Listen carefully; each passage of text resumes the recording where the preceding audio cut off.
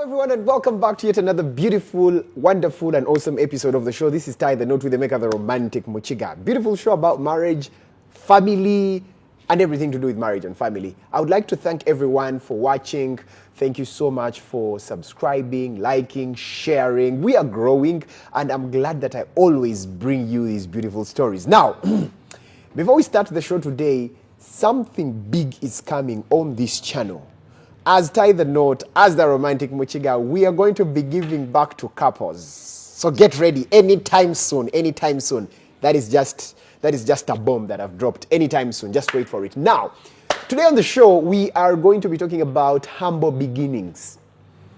We've seen people starting out in marriage very humbly and they are coming from nice backgrounds. They're coming from rich families. But here you are, you have to start life with a new person and you have to start in a humble way.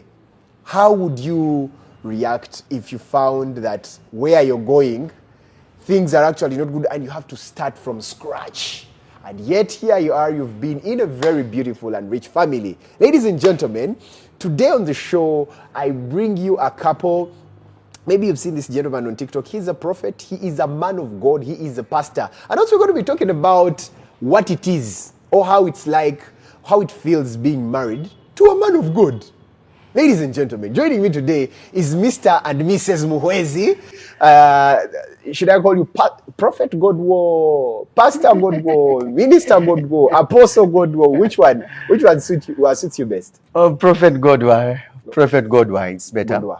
So I'm just very grateful for the opportunity you've given us today to just come and interact with the audience, with the people around and speak about how we've started and where we are going.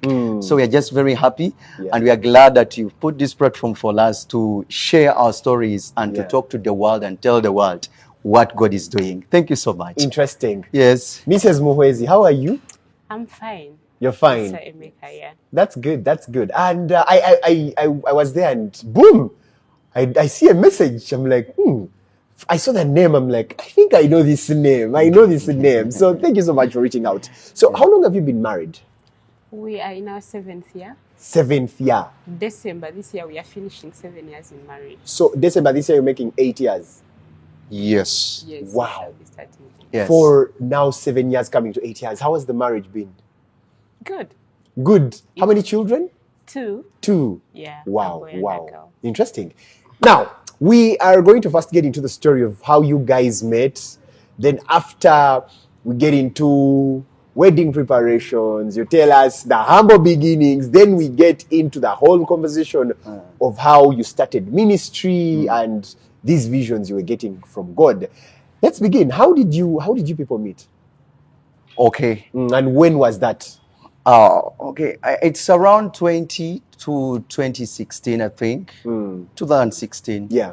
And we had a barrier at our place. Where? In Shema. Oh, you come from Shema? Yes, I come from Shema. You're from Shema? Yes. Shema.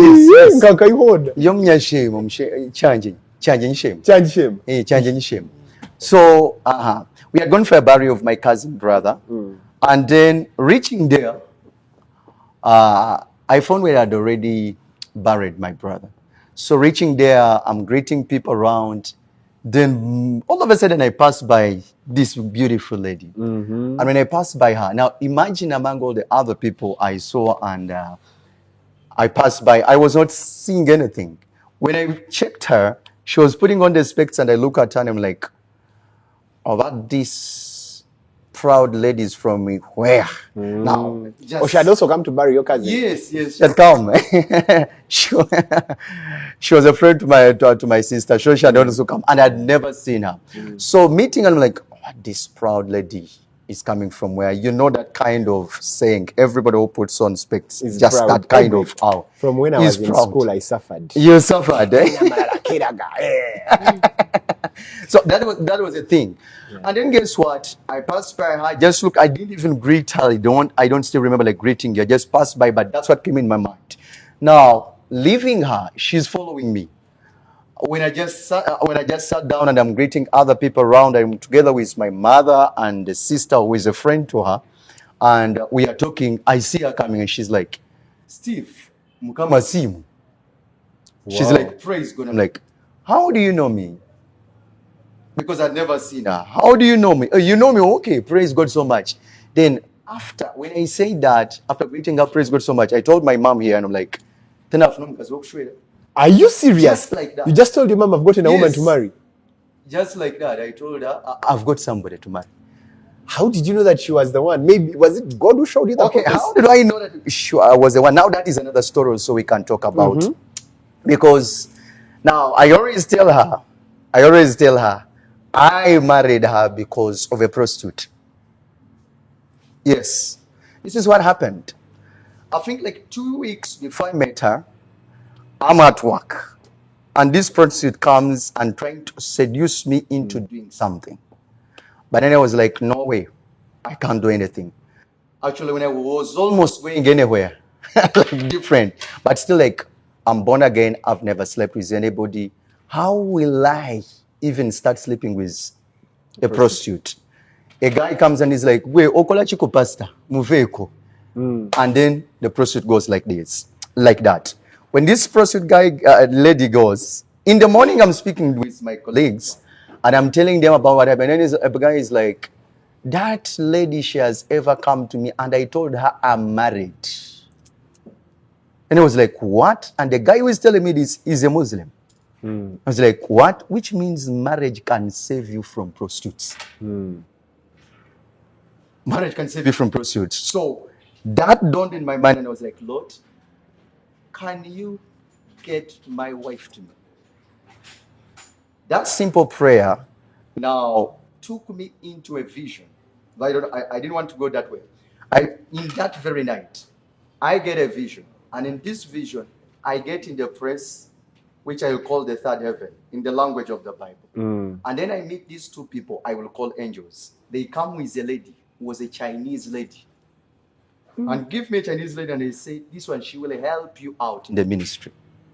So meeting her and looking at her eyes, I say Chinese lady here. She looked like a Chinese.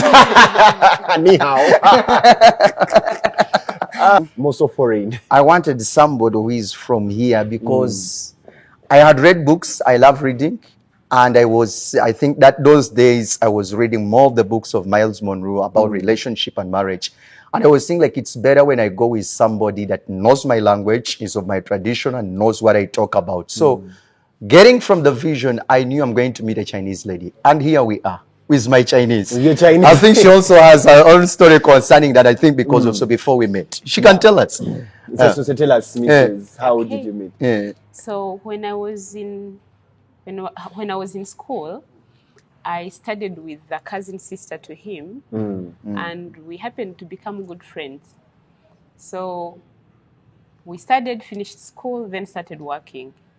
I was working with a certain hospital deep in the village. It's called Chisizi Hospital. Chisizi? Yes. So when In I was Rukunjiri? in Yes. Rukunjiri, Wow. it's on the border of Rukunjiri and Kabale. And Kabali, yeah. Yeah. So when I was on duty, she calls me that the cousin brother has passed on because of an accident.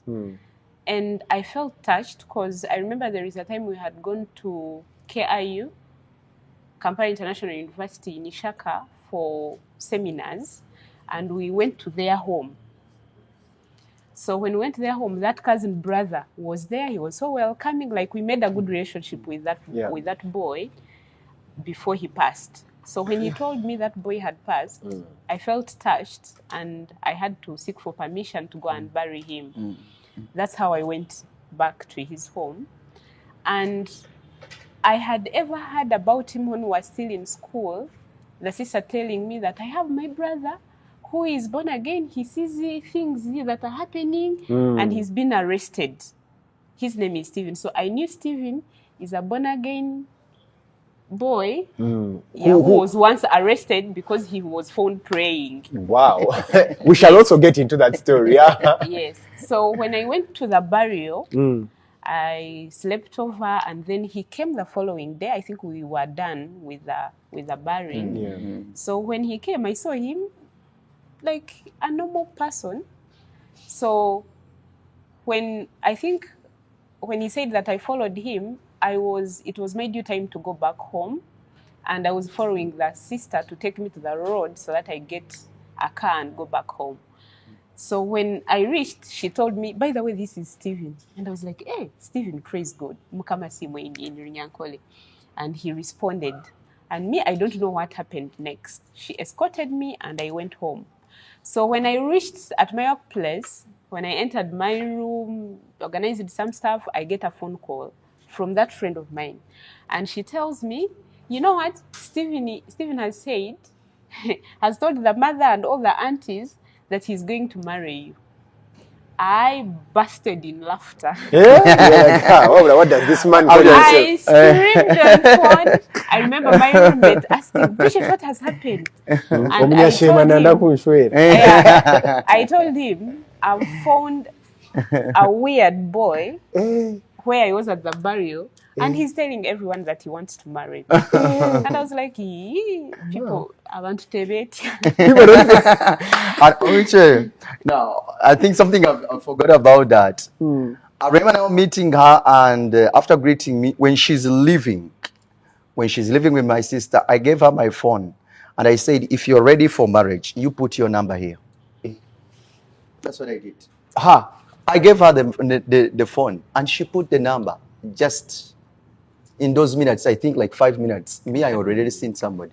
I'm like, if you're ready for marriage, put your number. Put your number here. And she put her number. You already ready for marriage. By the time you give him your number now. But for her, she says she never had that. That if she had had that's what I had said, she would not have put that was God speaking. But we thank God. Yes, we thank God for what happened. Yeah. So, so when you told your friend, people don't fear themselves. I tell my roommates, people don't fear themselves. How can such a person see that he can really marry me? And we laughed through it, and I think like the next day, he calls. I was a type of person who never talked on phone in my vernacular for a long time. The only people I would talk in my local language with were my parents and my relatives, old relatives. Other people, we commonly used English, yes, though I was brought up from the village. But I commonly used English. With all the guys who vibed me, it was English all through. If you didn't know English, you go away. Of course, we can't even talk. So what happened, he calls and he's speaking Runyankole. And we talk 1 hour speaking Runyankole. It was a shocker to me, and I'm like, what is happening? I think you were like, and it was flowing fluently. Like I'd never expected that. He calls the next day. He starts calling like 3 times a day. And we spend nights of talking on phone. What would you guys be talking about? I don't know. But we would talk from, let's say, 8 p.m. to around 6 a.m. I leave phone when I'm going to shower and go for duty. Yeah. Wow. That's how we use it to communicate during our courtship. So, you meet, you talk.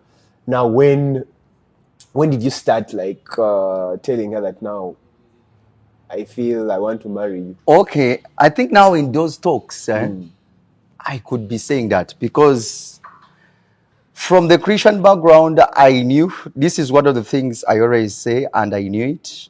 I was not understanding the language of boyfriend, girlfriend. You are either my wife or you are nothing. That was me up to now.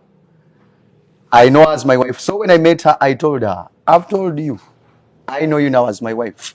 So we are starting a relationship as wife, husband. You either a deal or no deal. I think now in the 3 days of talking, the 2 days of talking, also actually her talking to me that way also, it was a surprise to me because also talking on the phone for an hour, I didn't know that story. And I'd been in a failed relationships. I think like 2 relationships which had failed.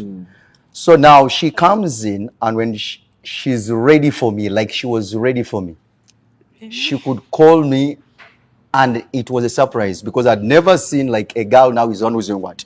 Who is calling me up and wants to talk to me. That's why I called her love. Actually, when she came, she showed me love.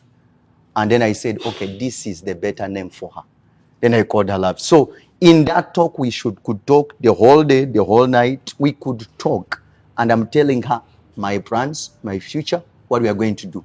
So you either go this way or you don't. And the person was like, now, this proud guy, actually, I didn't say this.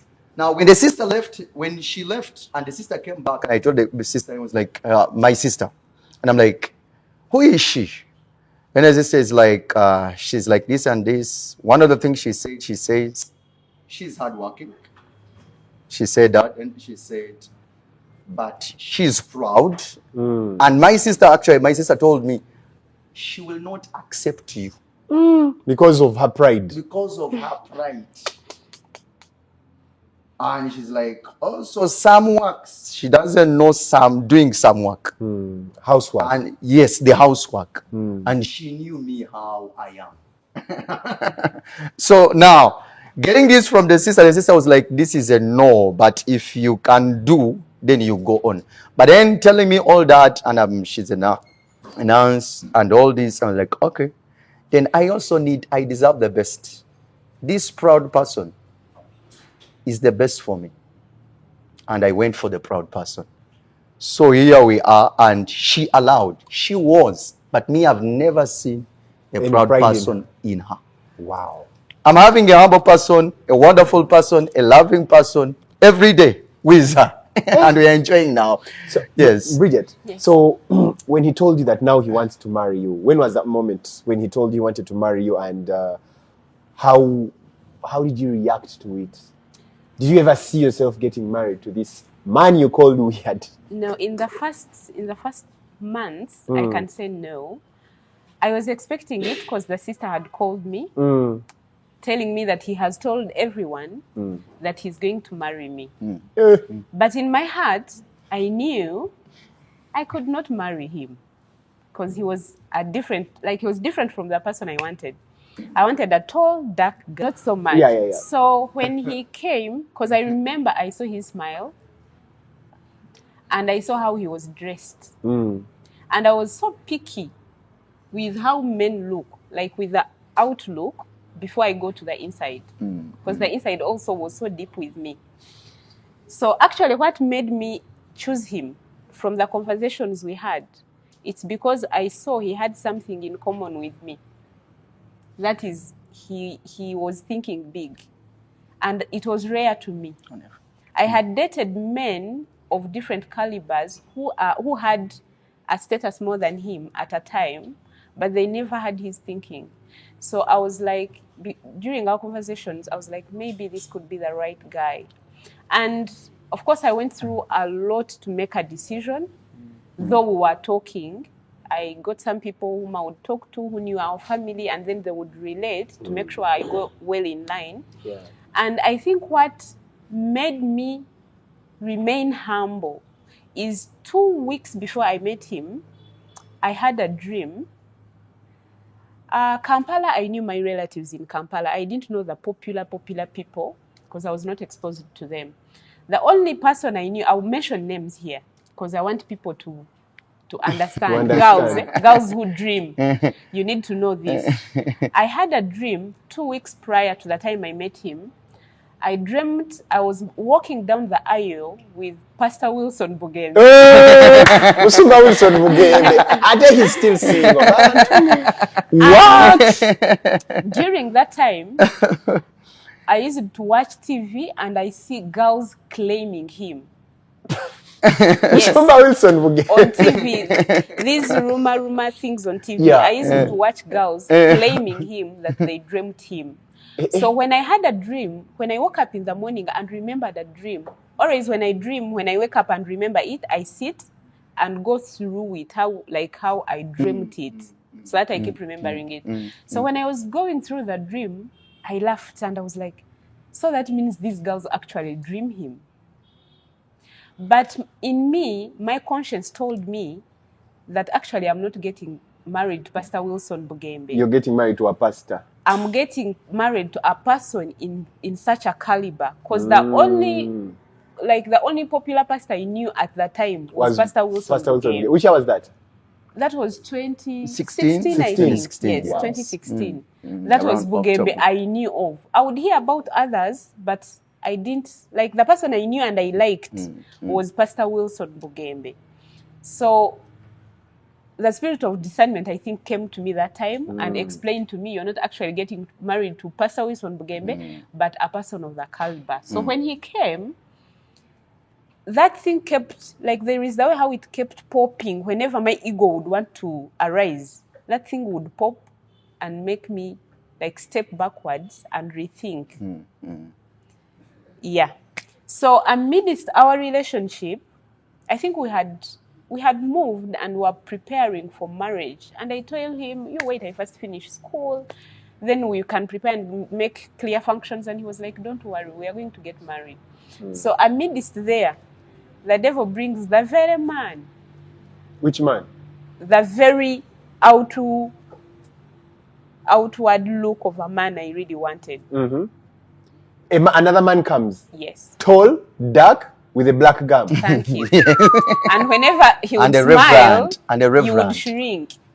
He was a reverend. Yes. Yes. Then that dream of you getting married to a man of God came back. So now that's where the Spirit of God has to lead. And you analyze what you saw or what you dreamt and understand, like, what really the thing is. Yeah. So this guy comes straight on point like him. He wanted to marry and he had no time. Because he told me he was meant to be ordained and they couldn't do that until he gets married. And he knew me right from primary. He knew my home. So he was like, I want to marry. And of course I had to take a bold ground and tell him I am actually in a serious relationship, regardless of other factors. Regardless of the fact that you are tall. This is the type I want. You know, most times God does not give you what you you want. want. He Yes. gives you what you need. Yes, perfect. Yes, that's perfect. You perfectly explained it. So when I saw him, I remembered I saw a pastor. I didn't see a reverend because God had a potential of showing me a reverend. But the devil wanted to, To confuse you. confuse me and show me, since I had a discernment of maybe the person is in that area of men of God, he wanted to confuse me that way and bringing it in the thing I want. But I had to decide and know that no, it was a pastor, not a reverend. And I told him, I explained him, and he had to go. It was hard for him, but he had to. And I continued with your pastor. I continued with my pastor. Wow. Yeah. Briefly, I think it's something I wanted to say. I know I was competing with 5 doctors. Yes. Wow. Briget, you also had doctors on your case. Yes. Yeah, I actually had a specialist A specialist. who was driving a Harrier. And he showed me, like, whenever I would be talking. For him, he was not. He didn't have a Harrier. Nothing. He was the Not Harrier even a himself. bicycle. He was the Harrier himself. Yes. Only God. Only God. So this God was your guy, Harrier. Yes. this guy, whenever I would be talking, he would show you that his car is his, like, Ntuse, because he has a Harrier. And me, from What childhood, is a Harrier? People drive Range Rovers. from childhood, I knew I would be driving a big car. Even today, I tell him, he likes small cars, the Lamborghini, the Benzes. I love Rangers. Like, I love Fords. big wheel cars. So I always tell him that when I'm like riding, I want to be wheeling something that, you know. Yes, for him, he loves the small type, but I want it to be mine. Me, I want a big one. So whenever I would see him, like, feeling he has reached. So how would he like place his cars, everything? But what would he always say about it? So when I saw him with that perspective of showing me that because he has a Harrier, he has reached, I saw he's not my person. No, like how would he do that, showing you that he has reached with his Harrier? When whenever we'd be having conversations, he would be like bragging and talking about his car as if he owns it all. And I was like, wow. if I can dream about getting big cars, and you have books way more than me, and you're thinking this small. I said no. And this guy he didn't even have a bike. I wish you saw even the shoes he would put on at a time, the shirts, the t-shirts. But he would tell me he will own a private jet. And I was like,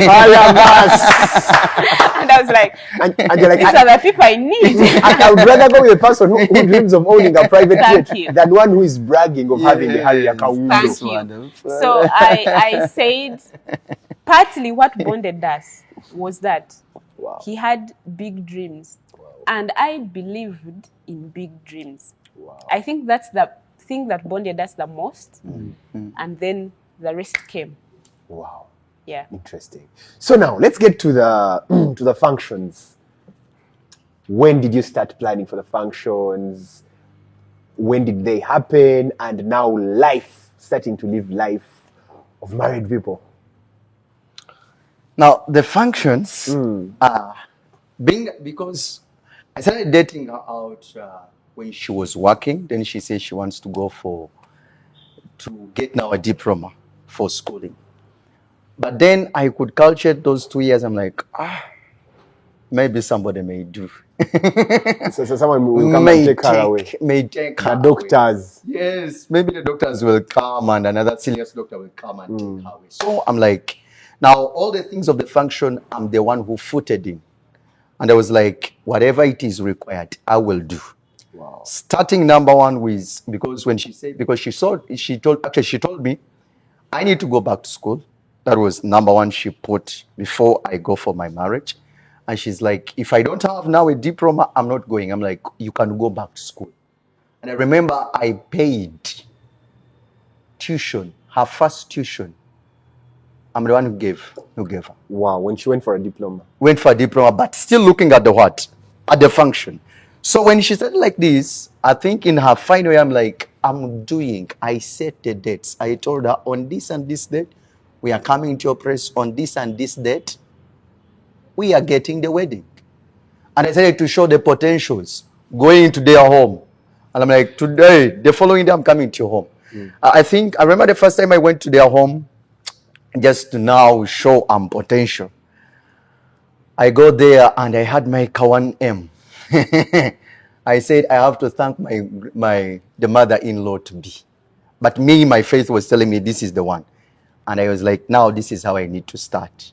As I'm depositing on the wife, I need to deposit also on the family. I get the Kawan, I give the mother, I'm like, okay, musibi dao. Yes. And I was not home. I was at school and he calls me, I want to go and see your parents. And I tell him, no, you're not going there. I am a student.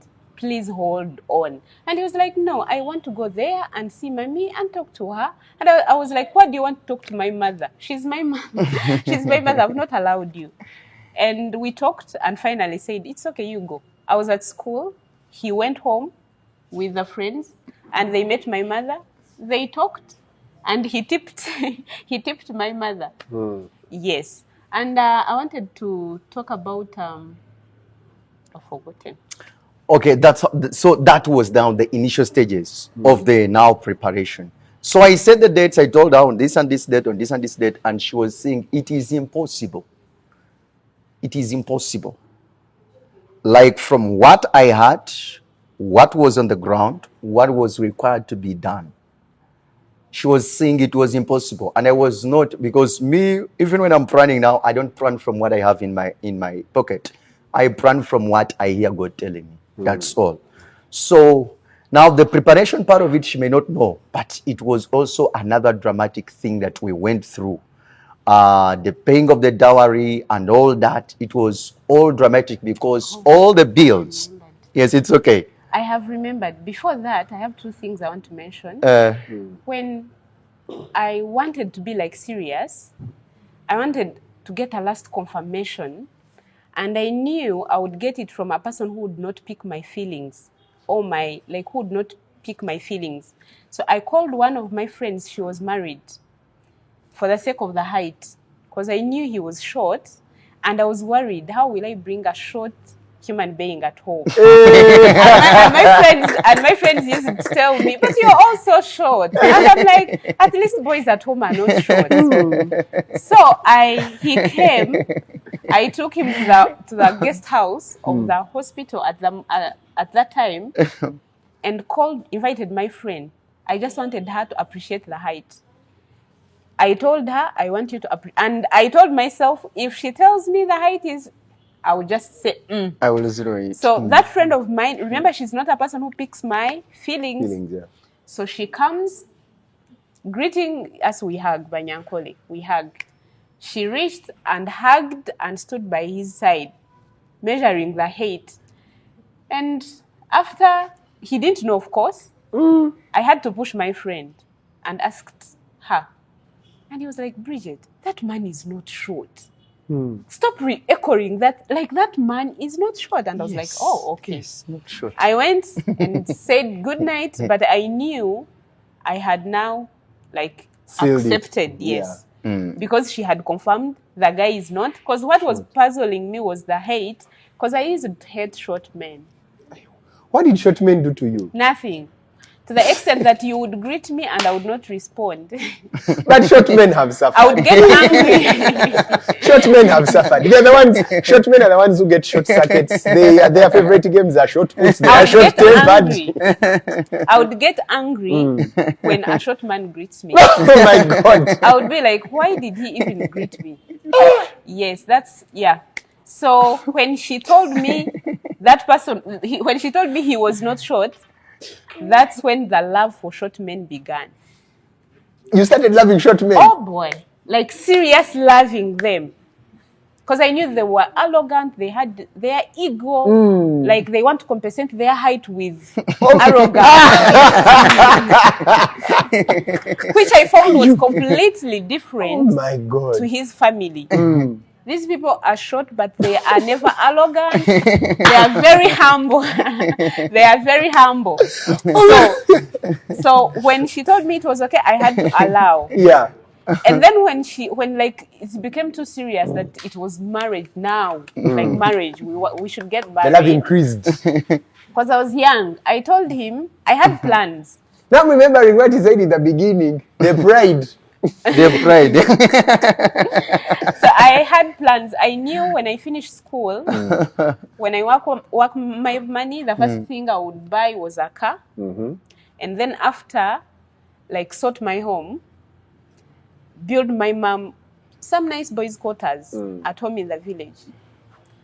And when he became too serious, I told him, okay, let me leave the car aside, but I cannot leave home before I build my mom the boys' quarters. The boys' quarters, you promised. Yes, I promised.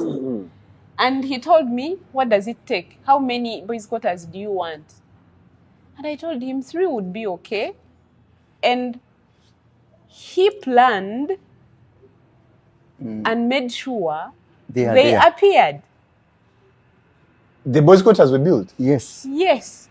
That's before the wedding? Before the wedding. During my time when I was at school. What? When I told him I will not get married before accomplishing these things. Wow.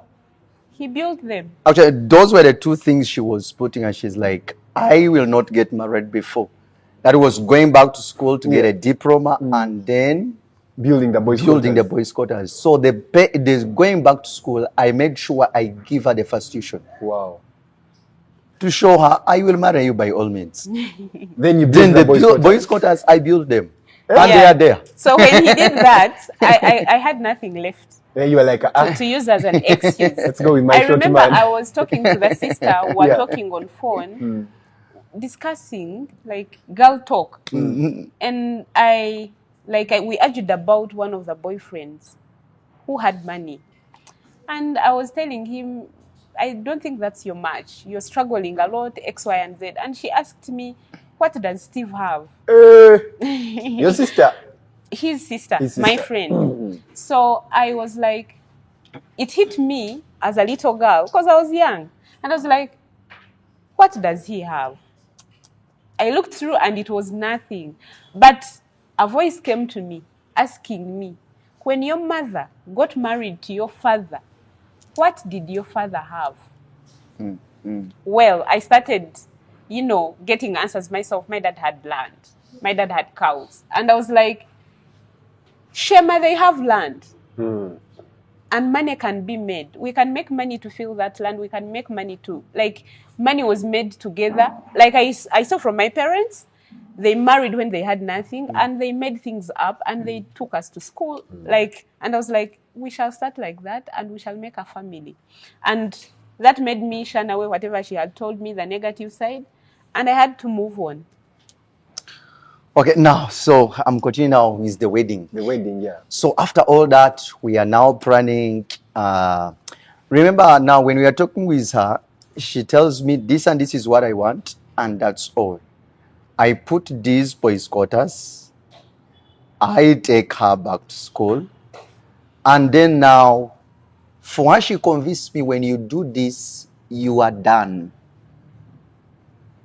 My parents, I will talk to them, and we shall go on. So now, guess what? We come now to the introduction, Kujuga. When you reach there, the father is like, that was a gift to your girlfriend. The what? The boys' quarters. And the tuition. So for you thought that by paying tuition and the boys' quarters, you're done with bride price. That's what she convinced me. And she's like, I'm going to talk to them and that is okay. Reaching there, the guy is like, that was it's a gift to your girlfriend. You gave your girlfriend a gift. We are doing now real thing, real kujuga. Real culture. Real culture. You need to bring cows, you need to bring money. And I'm with my parents. I cannot tell them all that I've done, like in the fullness of how I did it. So what I had to do at times, I could hide it. I don't tell them all. But then we do the kujuga, which was also another dramatic thing. How much did they ask you for? They asked me for 6 cows and 6 millions. That's 12 million. That is 12 millions. Yes. 6 cows, 6. Then with others. Now you're putting that on top of what you have already done. The boys' quarters themselves cost a lot of money. Nice ones. That boys' quarter, it was a gift to her. Like the way you get, like the way you buy a sweet and you give. That's what he showed me. So that was also another dramatic thing. But then we work on it, and then we do our kwan. That's Kwinjira. Kwinjira was good in Lukunjiri. Well, some things also happened in the Kwinjira, because I still remember I'm doing this. And now when we went there for Kujuga and they told us we need to bring this and this, coming back with my parents, they're like, oh, we are not going to take away your wife. Is your wife. So look for the money for what? The wedding. For the dowry. So I had to make sure that in the little money I'm getting, on top of what I had already done, I look for the 6 cows and the 6 million. And the 6 millions. Wow. I'll just stop there for that. 6 cows, 6 millions. And so it was hard. It was hard. So during this whole period, where were you staying? Oh, where was I staying? Okay. I was still staying at my mom's place. Here in Kampala? Here in Kampala. I was still staying with my mom's place. You built the boys' quarters when you're staying in your mom's place? Yes! Are you serious? You built for your mother-in-law boys' quarters? Yes. When you were still staying in your my mother's house. In my mother's house. You would have built something in Shema. So here you are. You're still staying in your mom's house. Yes. You're still staying in your mom's house. You've built boys' quarters. How many were the boys' quarters? 3. 3 boys' quarters? Yes. Each with how many rooms? No, there were 3 rooms. Oh, 3 rooms. So one rooms. Yes. Still staying in your mother's house? Yes. And actually, one of the reasons why I stayed with my mother's house was, number one, as a born-again Christian, I thought when I go away from my mom's house, you're going to mess up. I will mess out. And I remember I did it once. I rented a house in Mukono, and I stayed there for 3 days. And the 3rd day, I was sleeping, and I saw myself suffering. How could I be in the house alone? I've grown up in a big family. For us, we're a big family. How could I be in the house alone? So you're like, let me go back. You to see, my it man. is still consuming me up to now. I don't want to be alone. And she knows I don't want to be alone in the house. Even when I have her and we are two, maybe with our kids, I still want other people to come because I've grown up in a big family whereby we can make a lot of jazz and this one speaks this. That's how I've grown up in Shema. So I was like, why should I suffer? Why should I suffer? And I left that Kabo's quarter with the 3 months paid. I left it. I let went your back money to die? Kaboa. Yes. You went back to your mother's house in Kaboa? I went back to my mother's house in Kaboa. So even towards our maybe wedding and all that, I tried to get a house. I think like 2-3 months before, I tried to get a house because she kept telling me that now when I come, where will I start from? Where will I go? How are we going to go? And I tried to look for a house in some cheap houses around. But then I was like, getting this house, sleeping in it alone still. I could not imagine sleeping in the house alone. That's why I stopped getting even a house until after our wedding. Wow. Yes. So the wedding happened? The wedding happened in Shema. Yes, the wedding happened the wedding was in Shema. Yes. We didn't kuinjira, then we came a wedding in Shema and it was colorful. Still, the plans we did them, and there was also another story of the wedding. A lot of rejection. A lot of rejection from the uncles, a lot of rejection from the aunties. They're all saying, mine. Why? Why were they rejecting? They're like, you don't have enough money to make the wedding. And you're young. And you are young. How old were you by then? 28. I was 28. And they're like, you don't have the money and you're young. And the people are telling me that they are older. And they are saying they have not done what I'm about to do to achieve. They had not yet. They had not yet done officially. anything. Yes. Your uncles were discouraging Some of them are still planning to do what I did. What? So you broke a generational curse. Yes.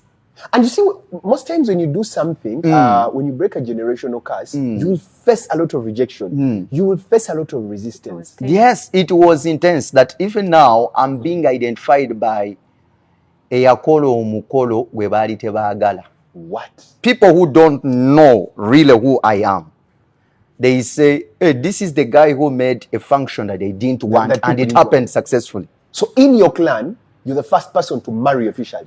No, some had also married officially. Actually, my father, it is my father. Actually, you check my grandfather, then my father also married officially. Then the other uncles in between, I think one or two of them had married, but then others who had not. They were putting much pressure and they're like, you will not. But for them, they had never. They had never. They are still believing God.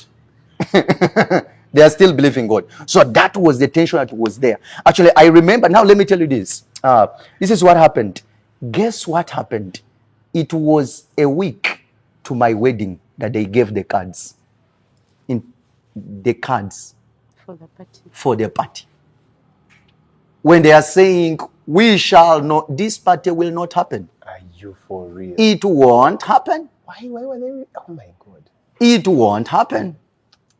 It won't happen. And we just, actually, my brother is the one who just picked the cards from where they had kept them and started distributing them to some people. But people overflowed on the day of the wedding. And they were all there. And the wedding happened? The wedding happened. And where were these uncles who were discouraging you? Some of them slept off that day. They slept off? Yes, they slept like they said, we are not going to appear at this wedding, so let's sleep to show really we didn't want it to happen. And why did they? Some were there. Some happened. They were there. They came, but it was a miracle. Wow. It was a miracle. So the wedding happened. It was a miracle. The wedding happened, and there is also other things I may not open up here that happened in between. But at the end of it all, we found God. The wedding happened. Wow. Yeah, for organization of weddings, man, there's always resistance. There's always resistance. Yes. Man, I understand. Now, the wedding happens, honeymoon. There was no honeymoon. What about your honeymoon was in Shema? The honeymoon story. She can give us the honeymoon story of what happened. About the honeymoon. So after our party, we had 2 functions. My giveaway was on 28th. And remember, I I was not so much in the organization because I was a student who was preparing for the final exams. Yes. Like what, that the tension UNEP brings, Yeah. that is the tension those exams bring. So my mom told me, don't think about anything concerning party. Leave everything to me. Concentrate on your books.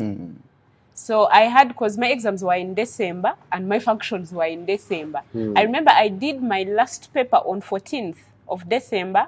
My giveaway was on 28th of December and my wedding was on 29th of December.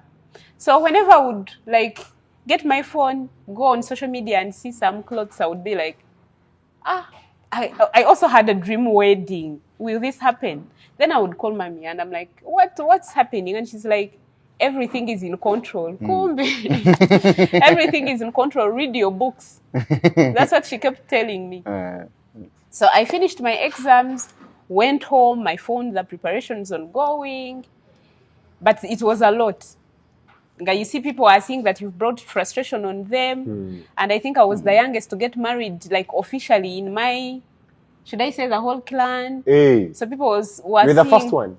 Youngest. Youngest. I married her when she's 23. Whoa. People had gotten married, but at an older age, officially, but at older ages. And me, I was little. People were thinking I hurried. Maybe she's pregnant. Yeah, that's the perception they always get. She's just from school.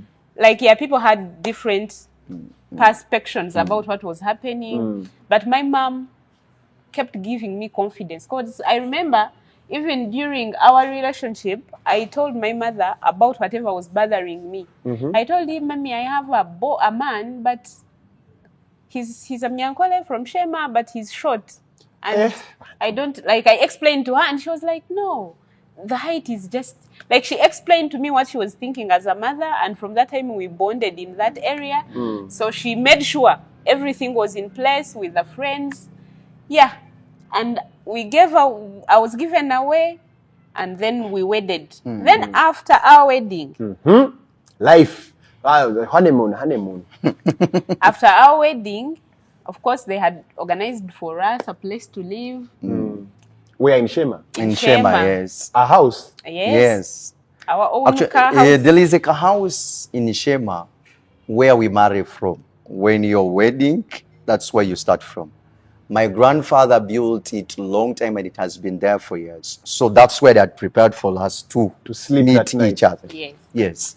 So, yeah, we were there alone. It is somewhere alone. Yeah, so we went through the night. And in the morning, we have a family meeting.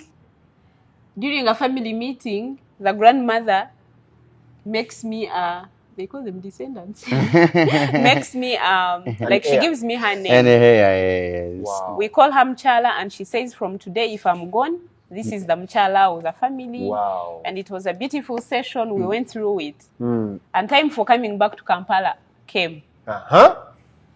He tells me, remember, he doesn't have a house. He said he still lives at the mother's place. He first told me we go to the mother's house, since the mother is in the village. I told him no. Because the mom had built these ends. I think they were renting. renting. We are renting somewhere in Kaboa. Yeah, they were renting in Kaboa. So she was like, you go to the mom, like, let's go to the mom's place if you don't want to stay in the village. He told me, stay in the village. When I get a house, I'll come for you.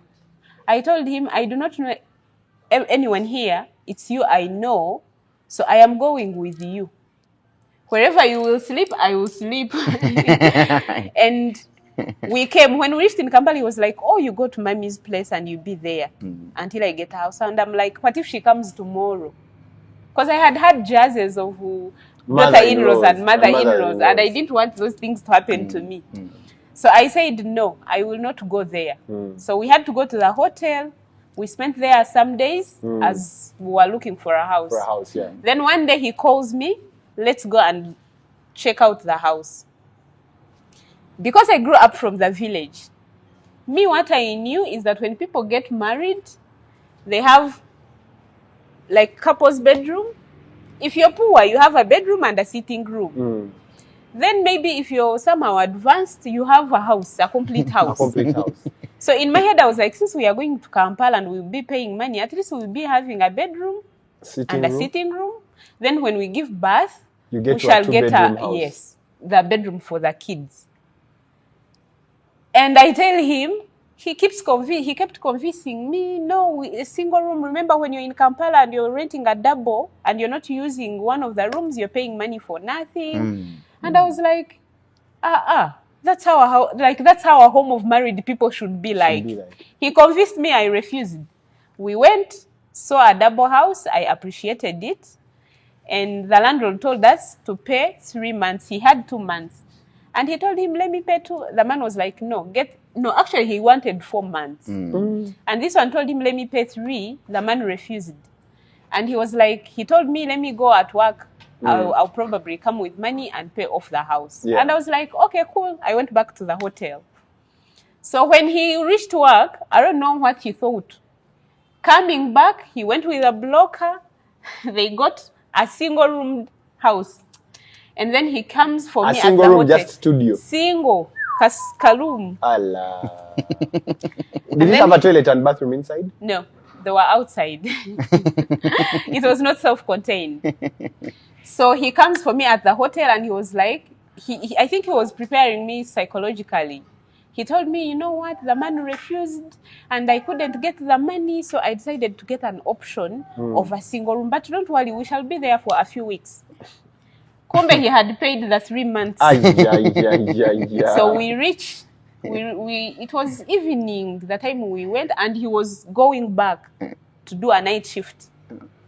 So we reached the house and entered the house.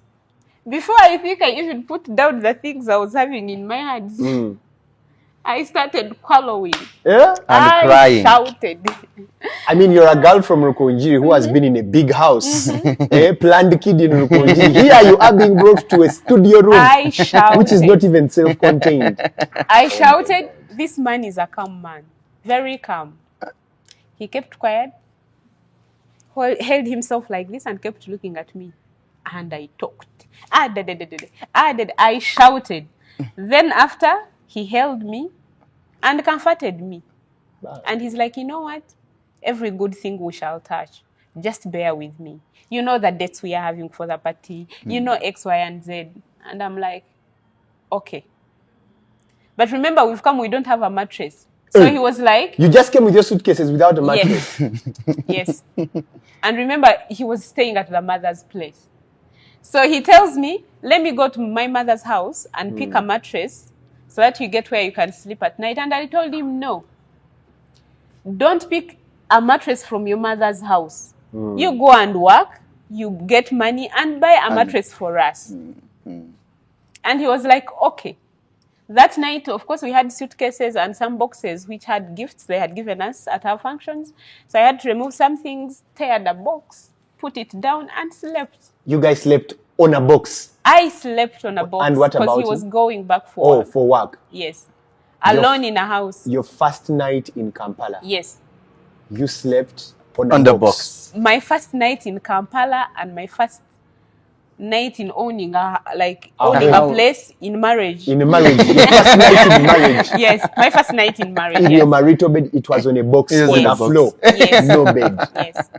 I had some duvets in the case, picked my duvets, covered. It came to morning. Of course, I was scared, worried of what is happening outside. Anyone can, Because that house also had a weird door. I remember when they came to weld it, I got some injury with it. You got a cut, eh? Somewhere here. I got a cut with that door. So that's how we started. Where was it? In Chireka. Chireka. Yeah, it was in Chireka. So he went for work. The following morning, he came with a mattress from the mother's home. He brought a mattress from the mother's home. I'm like, mommy's boy. Oh, wow. From the mother's home. So, I think, not cutting your story short, Now, guess what? From the kind of a job I was doing and the money I was earning, doing a wedding that we sat down and the doors function, it costed us around 50 millions. Wow. And we finished the wedding, and this when we are having debts of over 15 millions. So you're having a debt of 15 millions, and she's not working. She's hoping she's going to get a job. I know she's not getting a job soon. I knew she's not getting a job soon. For her, she's confident. Even when she was advising me and telling me, let's get a big house, she knows she's going to start working, and we work together. So even putting her in that single room that we're in, I'm counting. We are going to start now buying things and putting inside. I'm paying the debts of 15 millions from the kind of a job I'm working from. What kind of job did you have? I was working at petrol station. Petrol station? Yes. As a papa attendant? As a papa attendant. And how much were you being paid? 300. 300. Yes. And how much were you paying for the small room? The small room, we are paying it 200 or 150. It was 150, I think. It was 150. Wow. Yes, it was 150. So I'm counting, I'm looking at the debts, and I'm looking at how much I'm earning, and I know she's not getting a job tomorrow. Like, I know she's not getting a job tomorrow. While Fash is convincing me, I started my books and I will get a job the following day. And we shall clear up all this. I'm like, okay, first get a job, then we see how we can do. So the reason why I said let's go in there, it was just planning so that we can see how we can pay the debts, at the same time, make sure I take care of her. Yes, that is the thing. Wow. So how long did it take for you to clear the debts? The clearing of the debts, it took me 2 years. 2 years, I think 2 years and a half. And I always tell her, even now I tell her that the capital of our life, we use it for the wedding. Because the 50 millions we use for the wedding and introduction, if we had used it as capital, now would be very far. That is 2016. That is 2016. It will be very far. But I decided to say, let me invest in her. She will be the 2-5 will go to. And I'm glad I'm going there by investing in her. The boys' quotas. The boys' quotas. So I'm just imagining, didn't it hit you at one point of time, like you were in that small room, you were also in that small room, and you're like, Kali, the boys' quotas he built. You would have used that money to get us a nice house. I actually didn't think much about it because I knew we were young. Oh, yes. We can make a life together. You can build a life together. Yes, but instead I would get mad at him in his absentia, and I'm like, how can you have a bachelor's degree and you opt for that job? Like, I wanted him to get like an office job. What had you studied? Which was never. I have a bachelor's in economics. Which was never in his thoughts. Like, he never thought about like getting a job of what he had studied. So with me, that one would like a bit disturb me, but I couldn't tell him, of course. So when we reached in that small house, I remember I made sure that no one in my family knows where we are staying. Like, I made sure that no one gets to know where you're staying, where we are staying. Because I had my brother who was schooling around Kampala. And he always, like, whenever I would talk, he would be having, you see, he wants to come and, you know, and I can check on my sister. She's married in the city here. Remember, we were from the village. And I kept making sure he doesn't come. And then one day he does something at school, and my dad calls me, and he's like, you know what? Let him come. Go to school and see whatever issue it is. I went, and then we had to come back together. They suspended him? Yes. And I had to bring him home. In your Kawan room. In my Kawan room. We are sleeping on the floor. So when he reached, he couldn't say anything, of course. Because they are very arrogant. They can speak and you're like, okay. So when he came, I remember he called a twin brother. My followers are twins. And he told him, Sister wafe bamufela. The man who built boys' quarters at home figured the girl. Yes. Probably yali alone somewhere, or I don't know. But he told him our sister was failed. And they talked through it. I think he explained the condition that was home. Yeah. And of course, they couldn't tell my mom. They kept quiet, but she also saw when I was due for delivery. When you're due for delivery, she came? When I was going to give birth, my mom had to come. Yes, so we went to the hospital because she found us in the hospital. I had reached in the hospital already, and then she came. She was with me during hospital. After hospital, we have to go home. When we reached home, of course, in my heart, I knew when she sees the house, when she sees the house, she will say, oh my goodness. What is this? Yes, but I had to swallow it up. We reached home. Of course, she would want to show that it is well, but you would see that it is not well with her. It is not well with her soul. Yes, it is not well with her soul. But the advantage was he had started me a clinic the time I was home. So that clinic had space where all visitors would go and sleep that side. And we remain in our room together. Like he had said, he was not paying extra money for a room which is not in use. Yeah, so we stayed there for some time.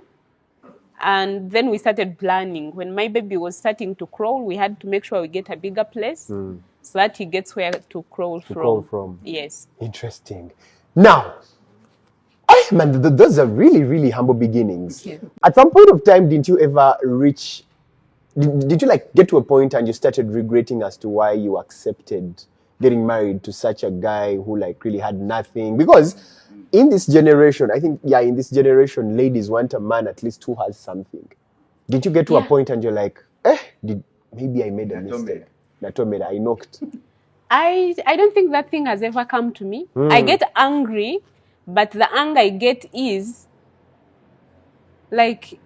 I actually get angry at God, not at him. Because I knew he learned, and that's a credit. And I was like, maybe, why is God like stopping? Because when he was at the university, God told him to stop school. And he told him, you will not work in that field.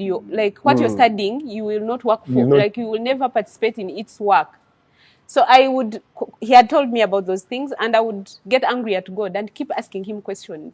So you called my husband to make us suffer. You called like those things. And him being a pastor, remember I had a crew, he was a pastor. And as we started the relationship, he's a man who doesn't talk about himself. He doesn't. Until not like the doctor of the Hariaka Undo. No. Until you test him. Like you attest of him. Let me use that word. You attest of him. He will never tell you he's a prophet until he prophesies on you and you get to know that he is. So that's how he dealt with me. Remember, I was a Protestant, born again, but in Protestant. I didn't know those things. I was prayerful, but not so deep. So when I remember when we were still in courtship, we went in a certain high school. I had come in Kampala to visit my uncle, and then he calls me. We go in a certain high school. They had called him to minister. He's in the front worshiping. I sat at the back. And every student that would enter in the room, before they reach him, they would fall. He's worshiping, his eyes closed. But whenever they would come, like when you're entering a hall and you're coming towards a person and you're slain, and I got scared. I was not used to such environments. So I was scared and I was like, so the thing is not stopping at the pastorhood. Because my grandfather, the father to my mom is a pastor. So those things, like I didn't know them so deep. I would see them on TV, but I thought they are done by those old men who have made names. And regardless, they used to tell us that they go underground. So I never expected it from him. So when I went there and saw that, I was a bit scared. But after the fellowship, I think he knew. Because he's a person of the spirit. I always tell people that I sleep with the spirit. Whenever we go to bed, it starts loitering around the world. So when I got scared, he a bit comforted me. And he told me, that's God was just moving. It's okay, it doesn't happen always. And I just had to take heart, and we had to move on. Though I knew we had a bright future, we went through a lot, and I used to complain a lot. Whenever I would go on social media, I would see like my org is better, and I'm like, because there are times where I would cry. He leaves me at home, I cry, think through and cry, and I'm like, this poverty, no, it's too much. Not blaming him. Whenever he would come, he would find my eyes swollen, and he would ask, why are you crying? What's the matter? So those are and another thing, I'm in the house, I have to clean, I have to cook, everything is on me. I felt I'm being used as if I'm a maid here. I would feel bad because of that. Because of the environment. Because of the environment. But late, he gave me time. Like, he really was patient with me. He gave me time, and I was able to outgrow most of the things. So you knew that the future was bright. Now, so tell us how you get a job. Okay, so... Because you're a nurse, right? Yes. You work in a big hospital. Yes. Perfect. So how did the job come? And after how long? From day one of marriage, even when I was pregnant, that I was giving birth like tomorrow, I was hunting for a job. And he kept on telling me, we don't look for jobs. Jobs come for us. And that statement would offend me. And sometimes I would even blast him. And I'm like, I'm here, I want a job. And he's like, sit in your clinic, concentrate on it, and improve it. Was your clinic making you some money? A little. I felt it was too little for me. I felt I wanted something bigger. So he told me, your job will come. Stop stressing looking for a job, but I would make sure I move around Kampala hospitals, dropping applications. And I never knew how to use taxis. I would use borders. Posy, you're a village girl who was used to being driven around. Yes, I'm a village girl. So I had to use borders. So a border guy would call them, go home and pick her and take her wherever she wants to go. And the man texts me, I drop applications, no responses. And he keeps telling me the same thing. The job will come. Don't look for it. And I get angry. And I reach a point and I'm like, maybe because this guy talks to God. He told him not to give me a job. But I for sure well know that God was preparing something. And I do not regret that time. I instead appreciate it. Yes. How did the job come? So one time, God had told him to resign, like to stop working and concentrate on ministry. And he refused. Because remember, he's paying debts. He has a family to take care of. Yeah. I was expecting, I think that time God told him, and he was like, no, I cannot stop working. My wife is home. The clinic is not bringing in much money. And I am still clearing some debts. Like, he reasoned with his God. And he continued to work until he started getting issues of accident, shortages at work. What? Like, it became a lot on him. So God was punishing him for the disobedience? Yes, and he had to give up and obeyed. So when he obeyed, I think he will explain that part. But my part, I remember I was at home at night. I had given birth now. I am at home sleeping. Remember, he used to work night shifts. So he had gone for work. So I was inside the house with my son, 2 of us. So when I was sleeping, I hear someone knocking on the window of my bedroom. At night? At night. It was around 3 a.m. I hear a knock on the window of my bedroom. Of course, I woke up in fear. I was like, have thieves come? But the place where I was staying, we had a dog and we had an askali. So the environment outside was not showing that. I didn't see any lights. I didn't hear the dog barking.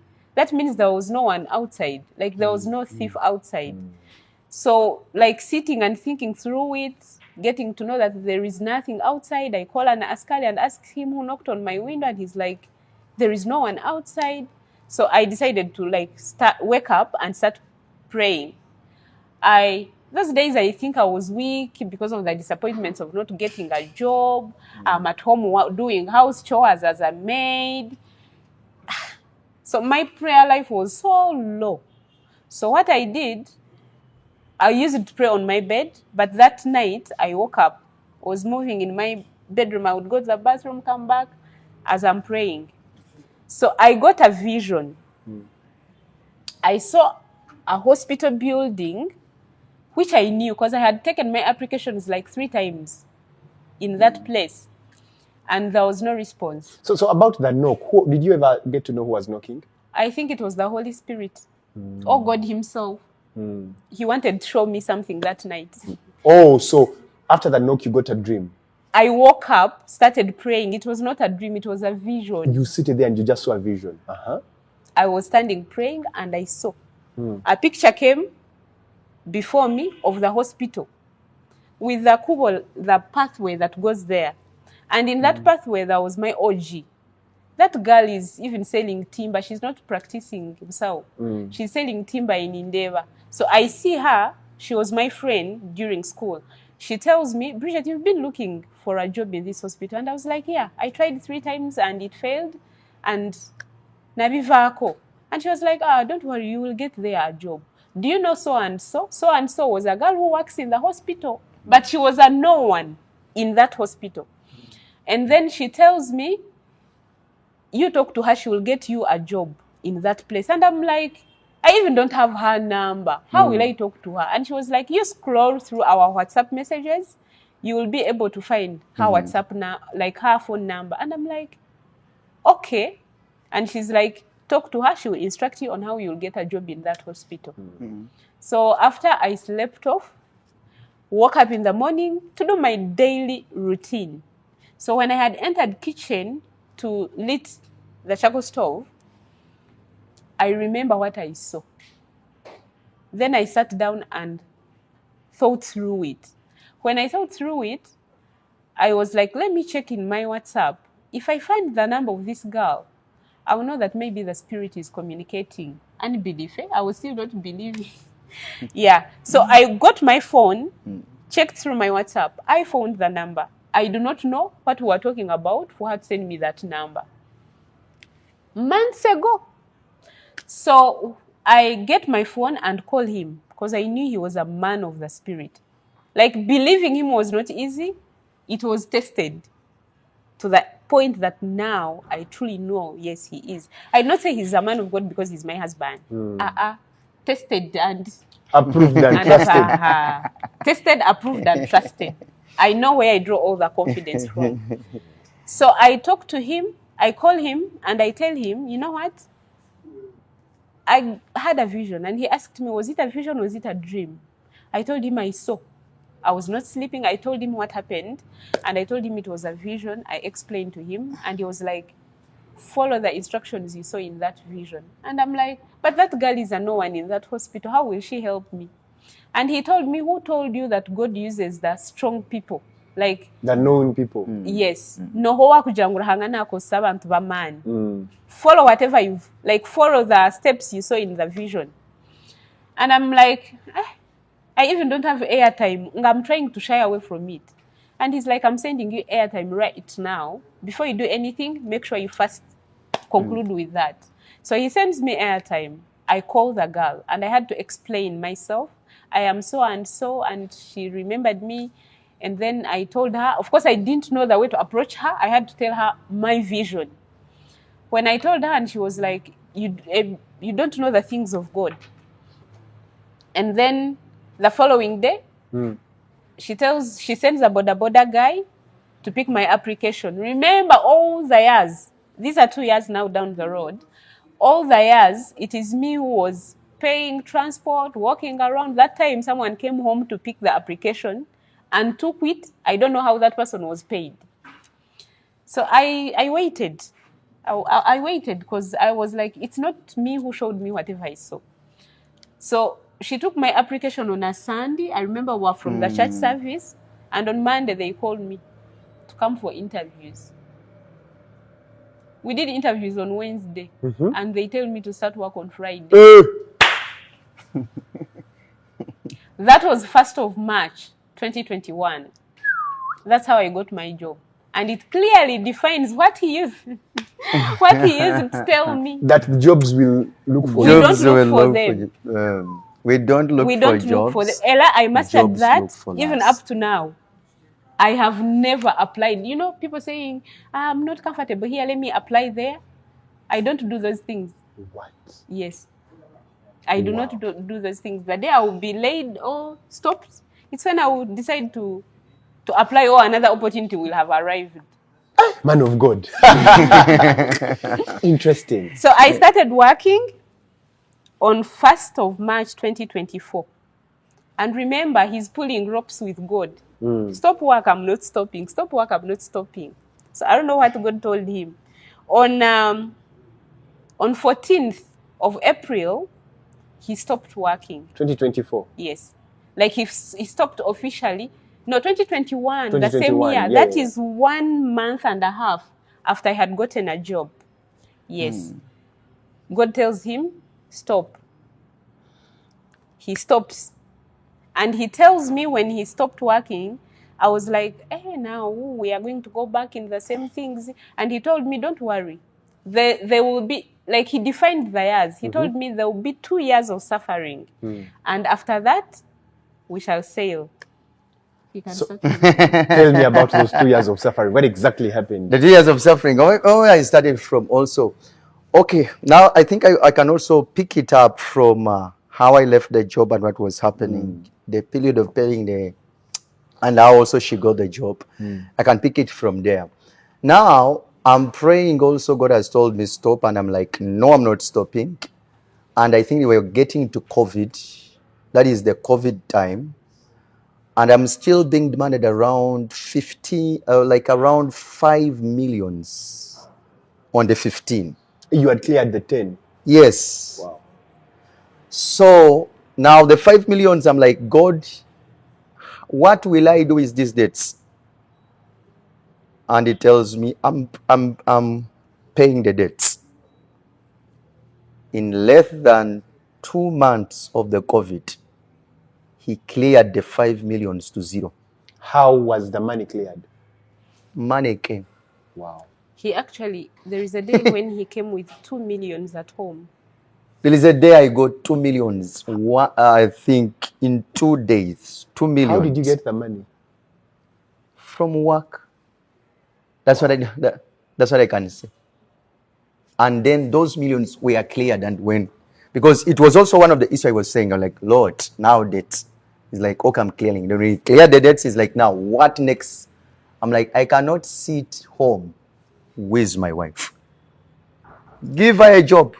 And that's when the day I say that is when she got that vision she's saying, and then the getting of the job. And God is like, now what next? What next? I had to stop.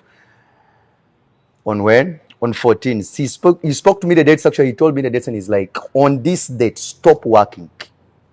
On this date, stop working. And on the date he told me, I stopped working. So now you are asking me about the 2 years of suffering. Now, 2 years of suffering, what I can say, or what I can call suffering, was the period of, now I'm a man who is becoming a woman. For a woman to be a man. The woman is working on this. Yes. And I'm waking up in the day, in the morning, and the only thing I'm thinking about is reading my Bible, reading books, and praying, and wait for whatever God is doing that I don't know. Actually, the day I stopped working, I think the following day, what happened? Somebody from Illuminati called me, a number from Illuminati. Yeah. Somebody's like, yes, I'm of Illuminati. If you need money, we can make you rich now. Want those Bafede? I don't know whether they have a fellow or what, but it happened. Wow. But you're a man of God, and man. The devil will always tempt you. Hey. Stop to work. The day I stopped work, the following day, somebody called me like, what? Did they ask you for like a connection fee? No, I didn't give it an ear to just know everything. But they're like, we are from Illuminati. We can help you to get what? To get money. Then remember now, I've stopped work. So now you are sitting down and you know rent is coming, but you know you will look at hand, you say, oh, we don't have rent. You look at what to eat, you say, yes, we don't have what to eat.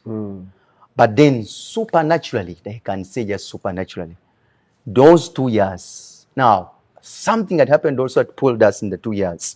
The 2 years we are just struggling. in the place of being now a woman instead of being a man in the realm of providing.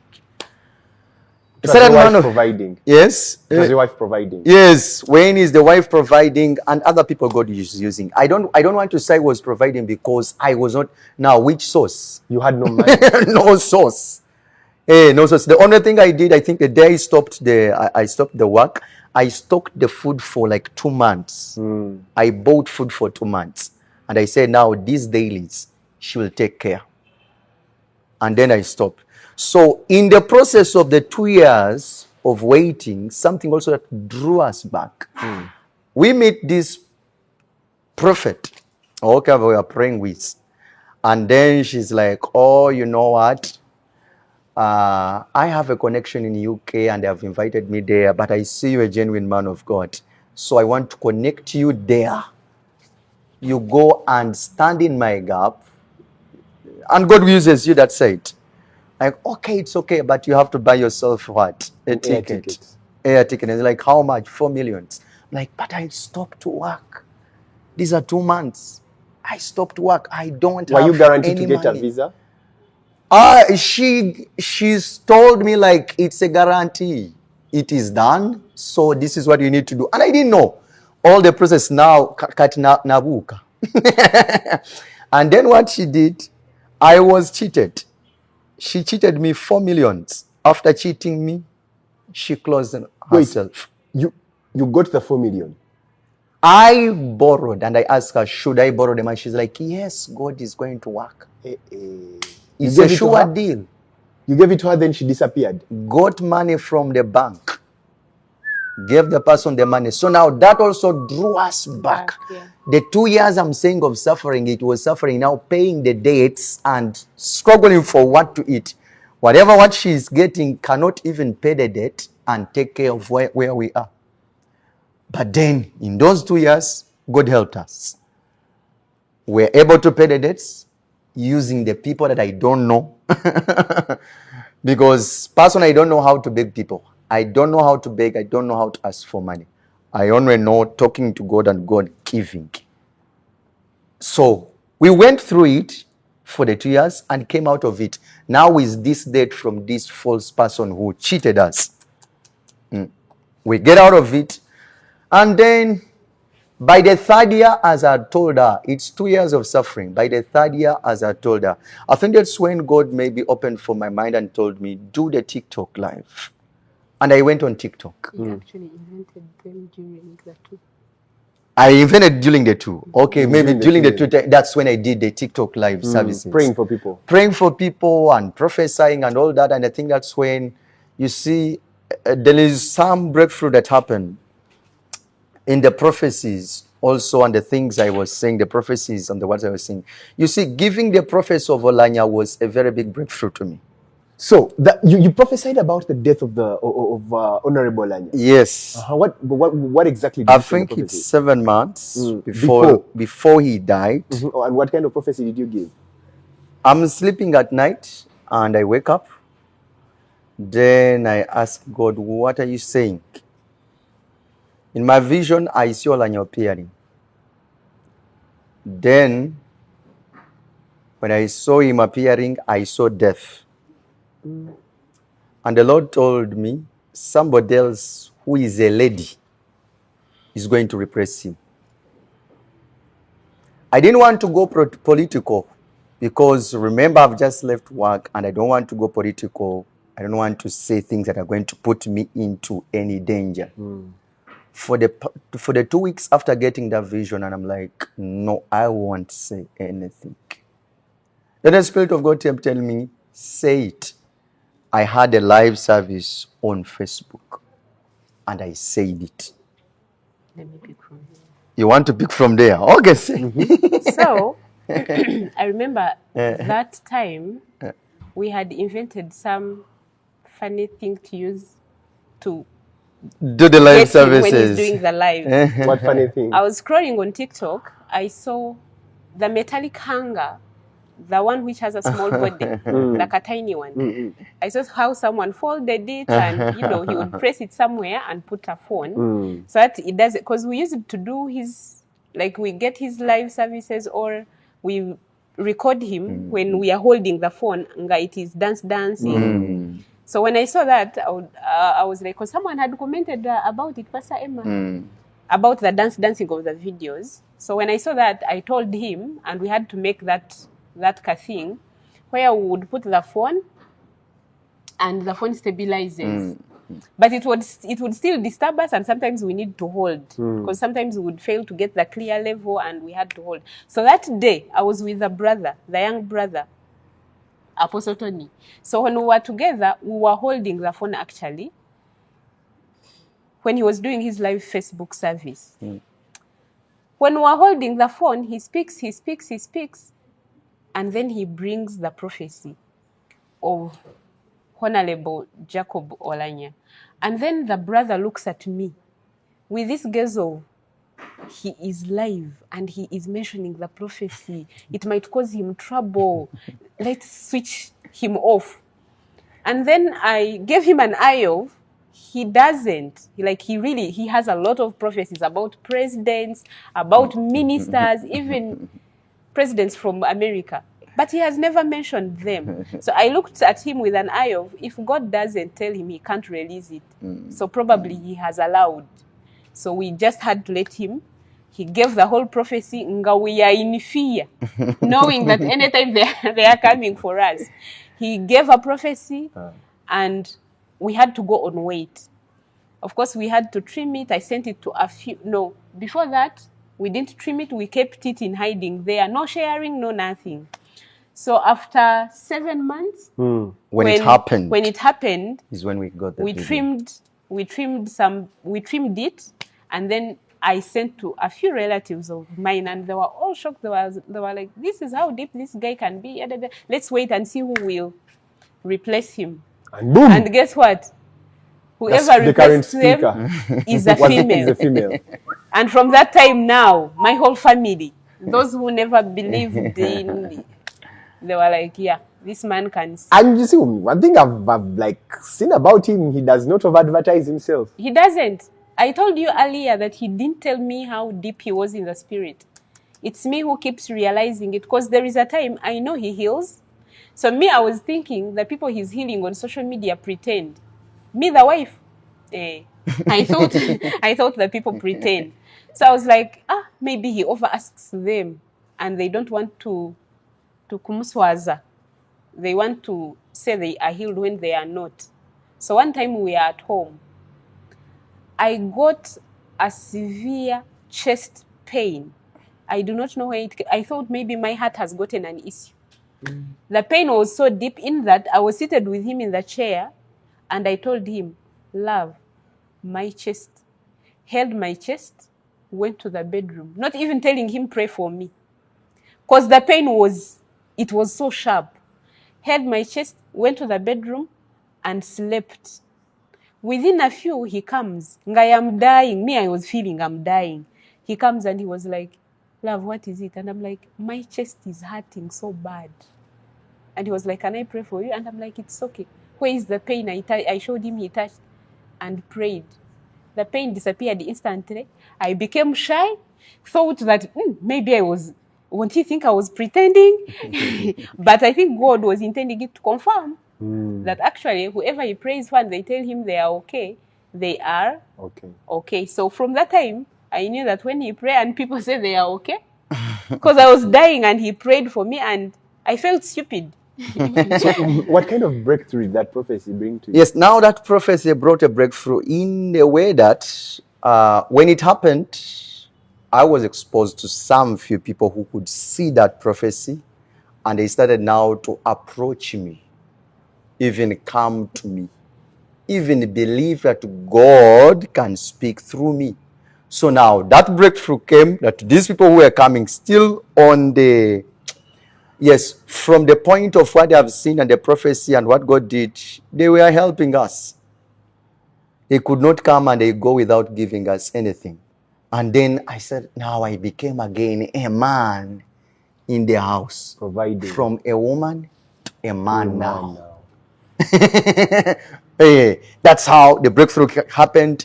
and then the TikTok is on, and the live services are on, and you see, we are now okay. We are happy now. At least people, you be there and you don't know where money is coming from, but it comes.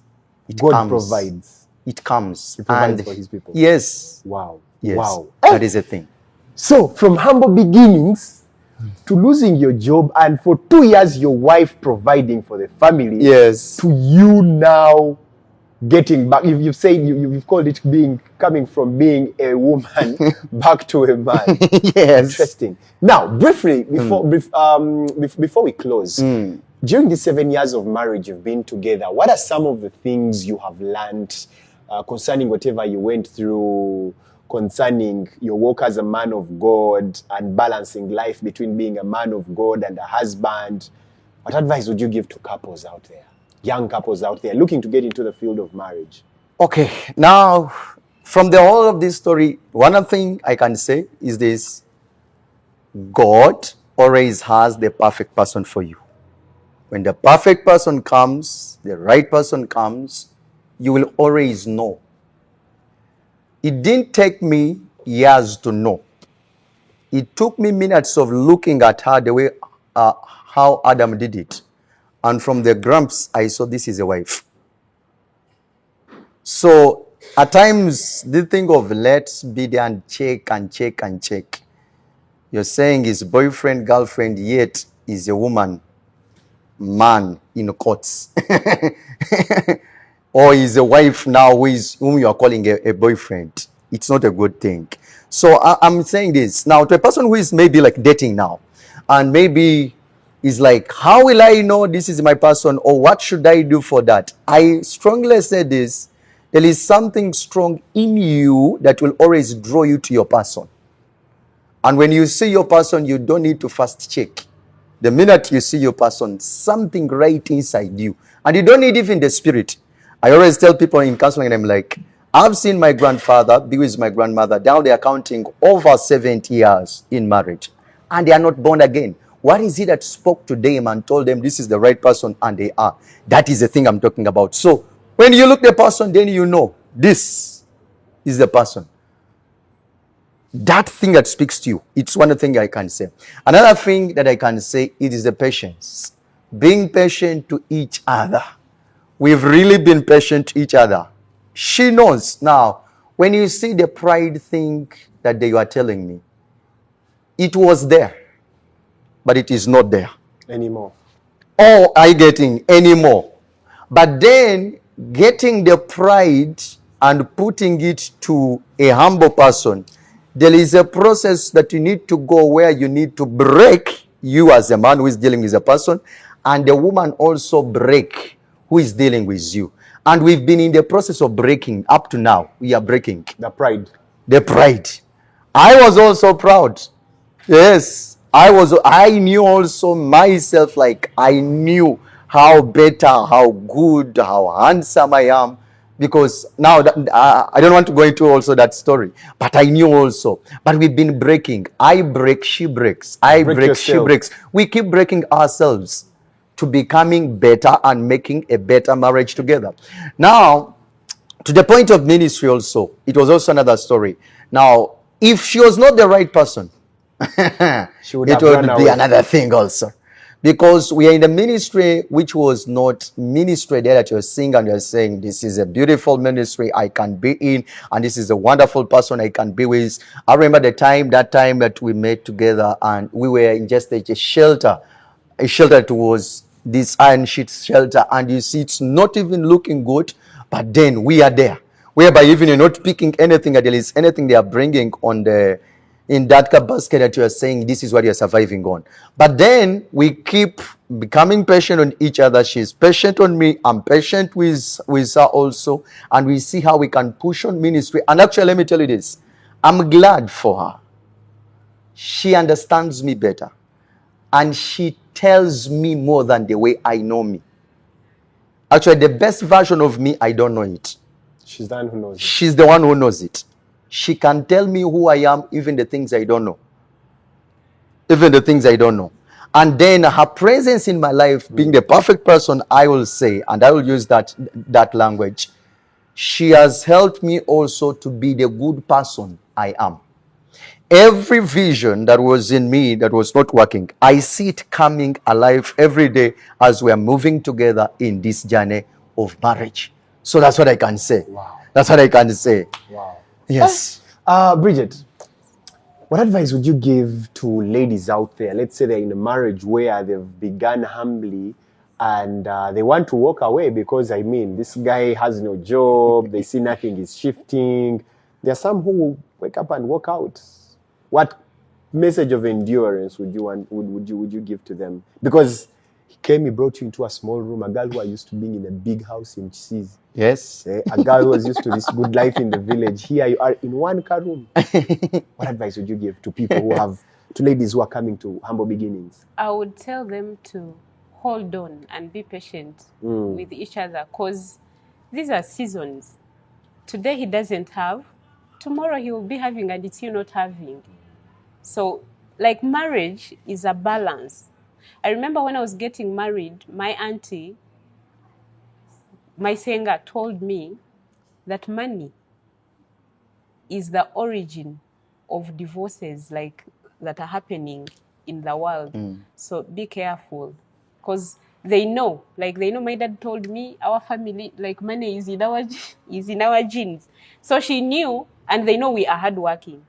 She knew anytime you can get a job or you can work out something and it works out, and you start overlooking a man. Yeah, you start. You start overlooking. What are the consequences a man? of overlooking? So your she man? told me money is the cause of problems in a home. So be very careful with the money. Like, be very careful with money. So I went in knowing that, though I reached a time and felt like, so I am becoming the provider over here, and felt bad. But I had learned that when I have a challenge in serious matters, I do not talk to people who catch my feelings. So the better option I had was talking to my mom. And I called, Mommy, you know what, my money. And she was like, pause. What have you just said? My money. I work on my money. I don't get my money. And she was like, that's not your money. It's your home's money. So who consumes the money? And I'm like, we use it to parent, we buy stuff at home, And she was like, and then you're saying it's your money, but it has done stuff in your home. Like, stop complaining about that. That is your money. He does not have today. Tomorrow he will get. So if you don't stand with him now, make a flashback from behind.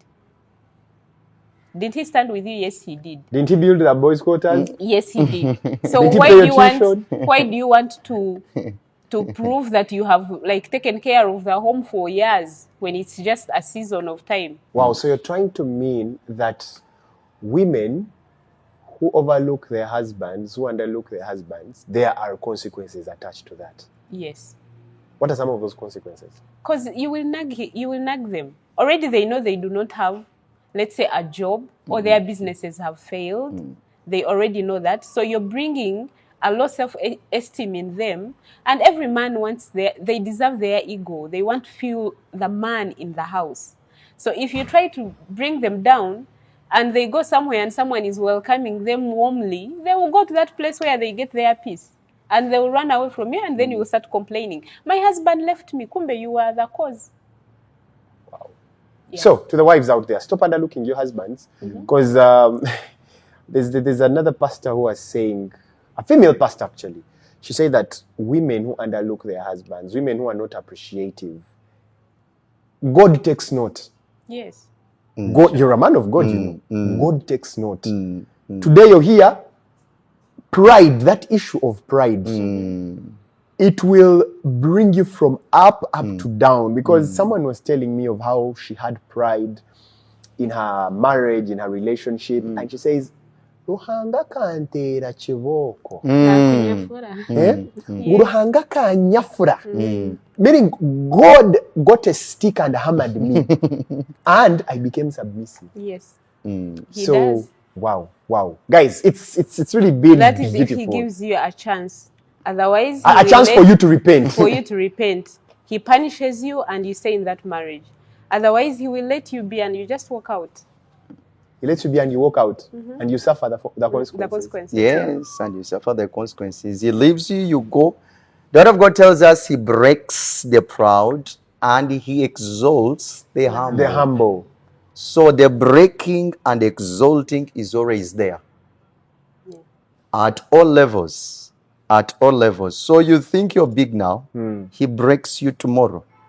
And you know the big you are talking about is a small Is a now. small. Because you see, pride is the number one sin, and it was the first sin that was committed. Yes. Pride was the first sin, and guess who committed it? Lucifer. He was so proud that he wanted to dethrone God. Yeah, so to people out there, married women, married men, man, let's kick pride out of our marriages. Yes. Let us kick pride out of our marriage. Guys, it's been nice having you. Amen. I am going to have you another time. And Pastor, you're going to tell us, you're going to tell us the story of how you started ministry. We could not get into that story today. But guys, if you want that story, I know people are going to come for us on social media saying, why do you bring such fake prophets? You guys, let me tell you, touch not the anointed of God. But they are really true men of God. And the men of God I've seen really who are really anointed are not the ones who will come and advertise themselves.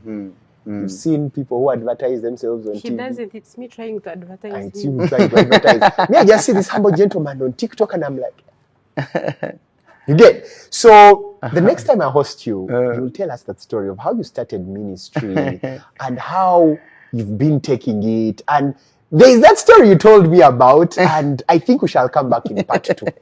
And you tell us that story. But guys, thank you so much for sharing your story. You're welcome. It's a You're beautiful very story. To people out there, he has a book, Miracles and Wonders in Worship, by M.S. Godwor, a servant of God, Yes. founder of God Worship Ministries in Woyogerere. So where can one get this book? The books, we are still having them. We are having them at church. At church. Where is the church? That's we're in Woyogerere. Woyogerere. Where exactly? Yes, in Woyogerere? Noah's Ark Primary and Nursery School. That's where we are praying from in the hospital. That's where they are.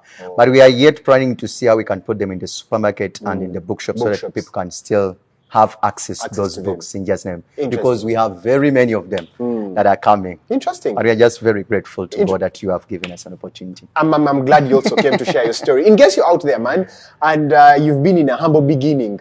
Humble beginnings are the best because, man, she paid rent, she's provided for the home for 2 years.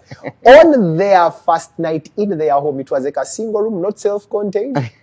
She slept on a box. A girl who was used to a planned life in the village. Yes. So do not despise humble beginnings. Yes. Today you do not have, tomorrow you have, and God will uplift you. Yes. So this has been it for this episode. Thank you so much for watching. It's been great having this beautiful couple. Till next time, God bless you. Bye-bye.